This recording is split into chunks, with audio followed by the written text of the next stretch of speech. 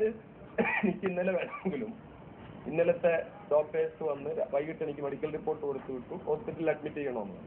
എനിക്ക് രാത്രി തന്നെ വേണേൽ ഹോസ്പിറ്റലിൽ അഡ്മിറ്റ് ചെയ്യോ അവിടെ നിന്നുള്ള ആംബുലൻസ് കൊണ്ടുവന്ന് എനിക്ക് ആശുപത്രിയിൽ പോവോ അവിടെ അഡ്മിറ്റ് ആവുകയോ ചെയ്യാം.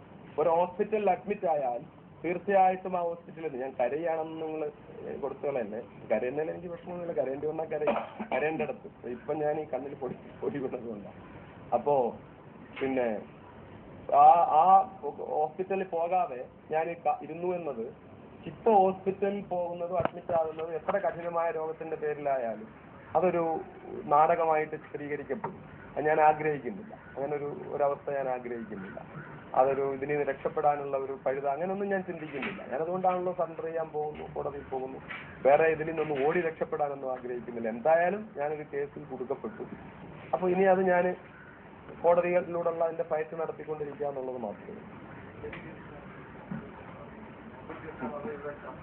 ഒരു സംശയവും വേണ്ട.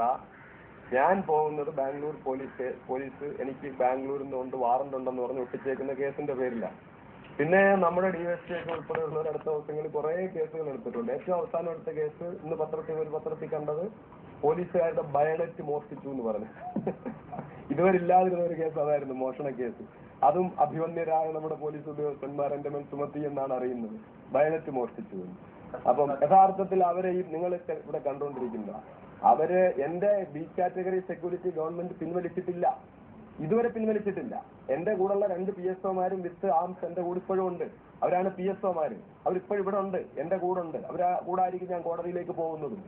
ഇനി പിൻവലിച്ചാൽ അത് പിന്നത്തെ കാര്യം, പിൻവലിക്കട്ടെ, അത് വേറെ വിഷയം. പക്ഷെ ഉള്ള കാര്യം 4 പേര് ഹോം ഗാർഡായിട്ട് എല്ലാ ദിവസവും ഇവിടെ ഉണ്ടാകണം. ഒരു ഹെഡ് കോൺസ്റ്റബിളും 3 PC-മാരും ഉണ്ടാകണം എന്നുള്ളത് ബി കാറ്റഗറി സെക്യൂരിറ്റിയുടെ പ്രത്യേകതയാണ്. അവര് 4 പേര് ഇവിടെ ഉണ്ടായിരുന്നു. ആ 4 പേര് ഇവിടെ ഉണ്ടായിരുന്നവർ അവരെവിടെ പട്ടിണി കിട്ടുന്നോ ഭീഷണിപ്പെടുന്നതോ ഒന്നിനെ പറ്റി എനിക്ക് യാതൊരു വിവരവും ഇല്ല.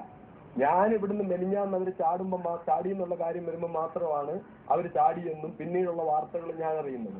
ഇത് സംബന്ധിച്ച് എനിക്ക് യാതൊരു വിവരവും ഇല്ല. ബാഗ് പിന്നെ പോയപ്പോൾ ബാക്കിൽ നിന്ന് പറിച്ചിട്ടാന്നൊക്കെ പറഞ്ഞാണ് ഇന്ന് ചില പത്രങ്ങൾ എഴുതിയിരിക്കുന്നത്. പത്രധർമ്മം പുലർത്തട്ടെ, വിരോധമില്ല. എന്നോട് പറഞ്ഞിട്ടില്ല, ഞാൻ അറിഞ്ഞിട്ടുമില്ല, എനിക്കറിയില്ല. പല കാര്യങ്ങളിലും പോലീസ് ഇങ്ങനെ പലതും പറയാറുണ്ട്. ഇപ്പൊ അതാണല്ലോ ഞാൻ ആത്മഹത്യ പ്രേരിപ്പിച്ചു എന്നാണല്ലോ പറയുന്നത്. ഞാൻ എഴുന്നേക്കാൻ വയ്യാതെ കിടക്കുന്ന അവസ്ഥയിൽ ആത്മഹത്യക്ക് പ്രേരിപ്പിച്ചു.